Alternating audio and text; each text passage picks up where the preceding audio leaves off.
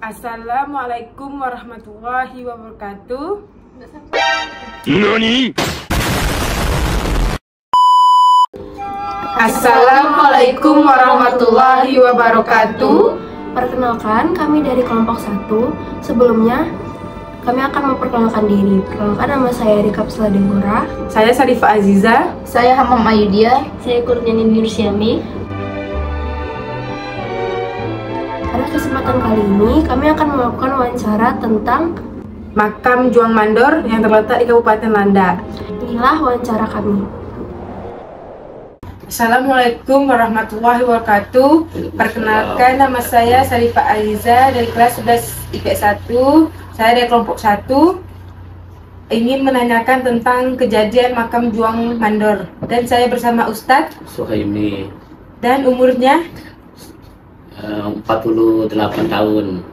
Oke, yang pertama-tama saya ingin menanyakan tentang kisah tentang makam Juang Mandor, tragedinya.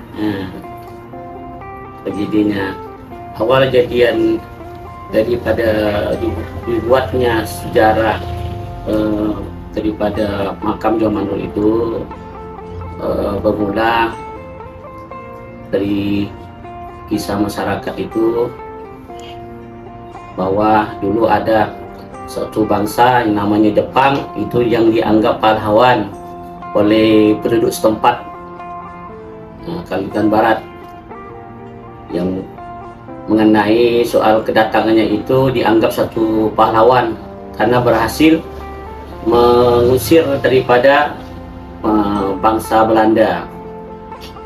Ternyata Jepang ini memanfaatkan hal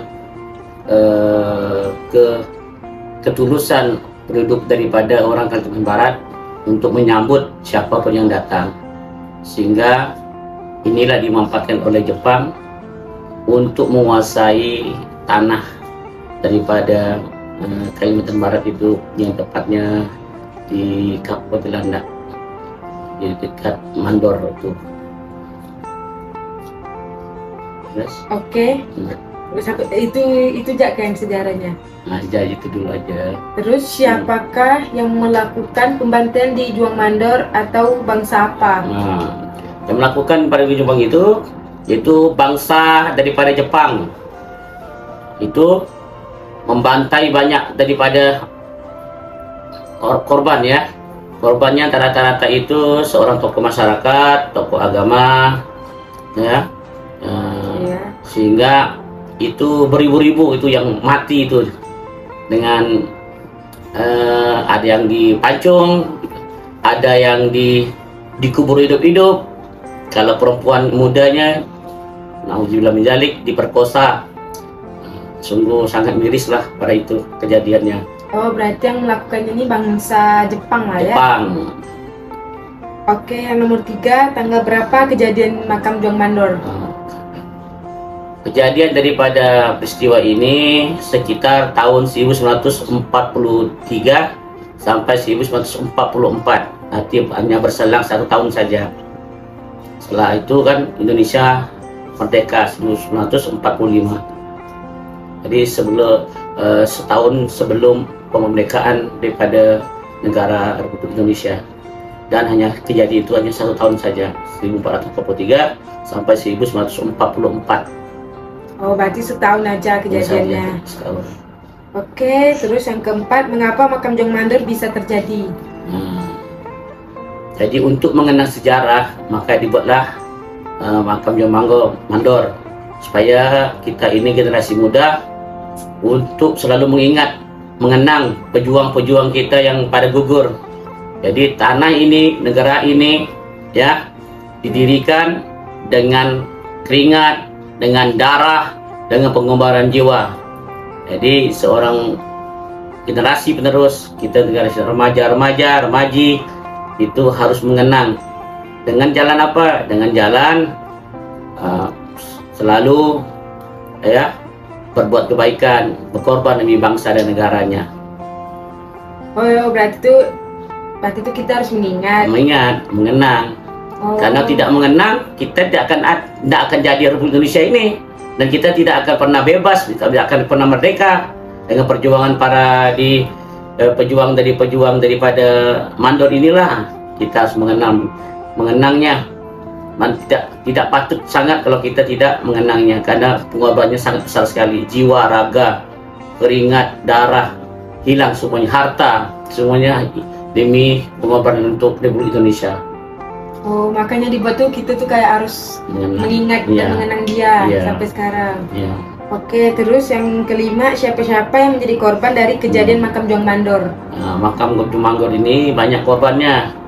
Korbannya itu banyak para tokoh agama, tokoh masyarakat, ya, para sultan, ya, itu korbannya itu dibantai betul-betul, ya.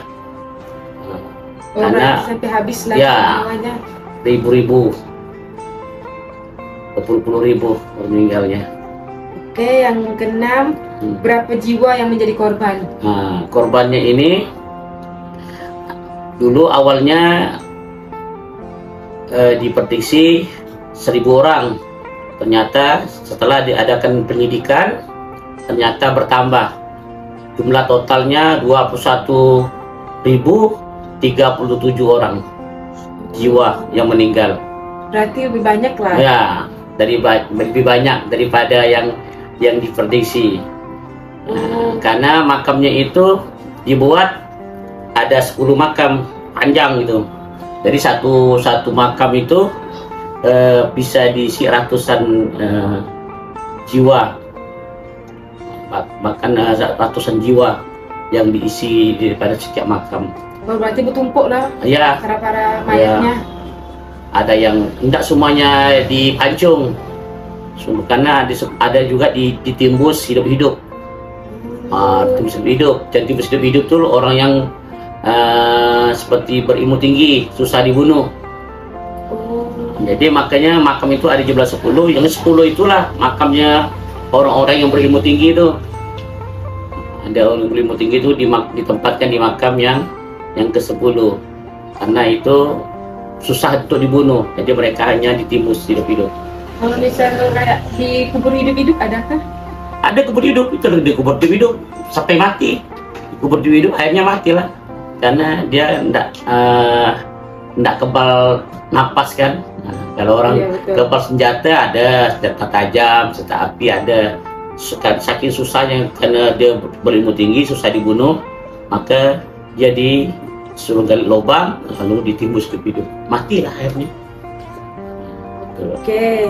Terus yang ketujuh, adakah barang-barang yang ada di makam Juang Mandor?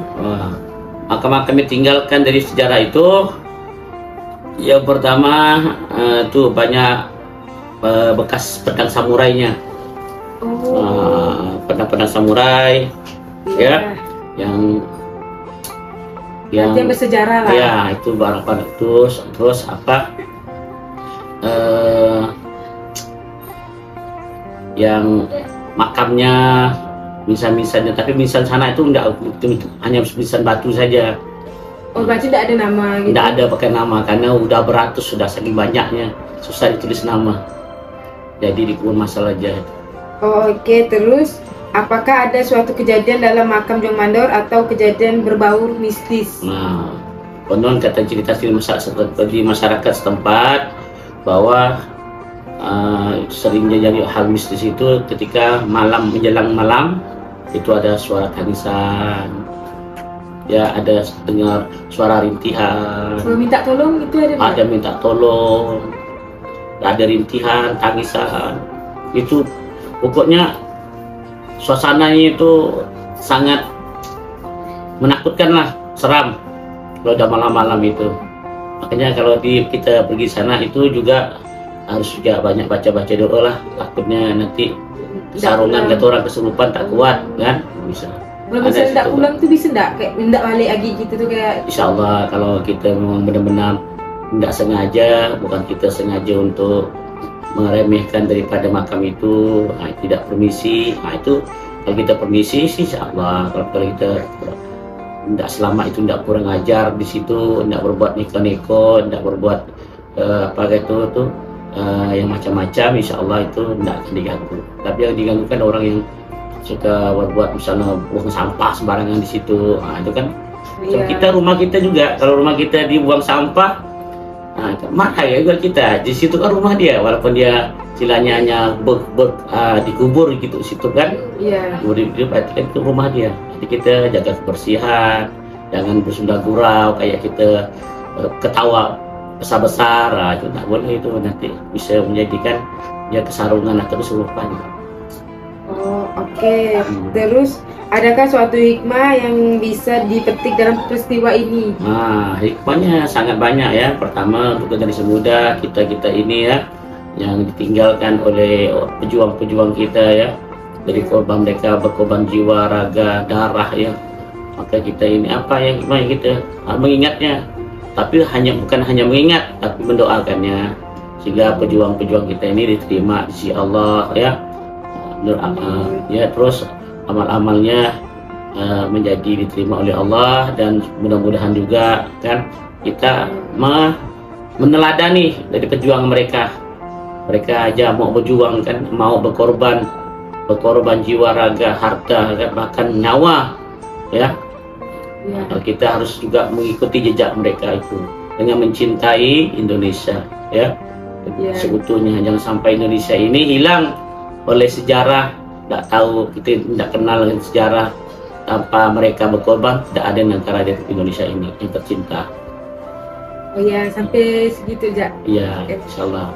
Oke, sekian dari cerita sejarah kisah juang mandor. Saya tutup. Assalamualaikum warahmatullahi wabarakatuh. Waalaikumsalam. Terima kasih, guys. Sekian dari kelompok wawancara kami. Wassalamualaikum warahmatullahi wabarakatuh. Makasih. 赤ちゃんが教えてくれたいろんな見た目になれるアプリなんだって。どれどれ？ Assalamualaikum, saya bersama Ayu, Erika, Nindi. Di sini kami mencari cowok-cowok yang minimal bisa masak, bisa dia ada jiwa seninya. Cowok yang rambutnya agak dibelah, kalau bisa dia kayak lover juga. 48 tahun. Oke.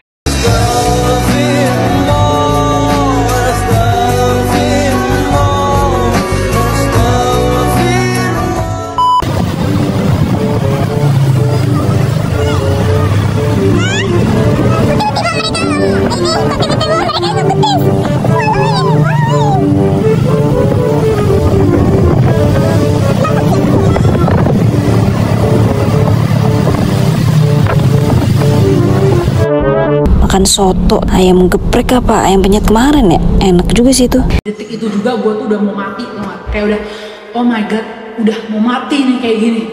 Jadi badan tuh jantung deg-degan, perut dingin, tangan kaki semua beku.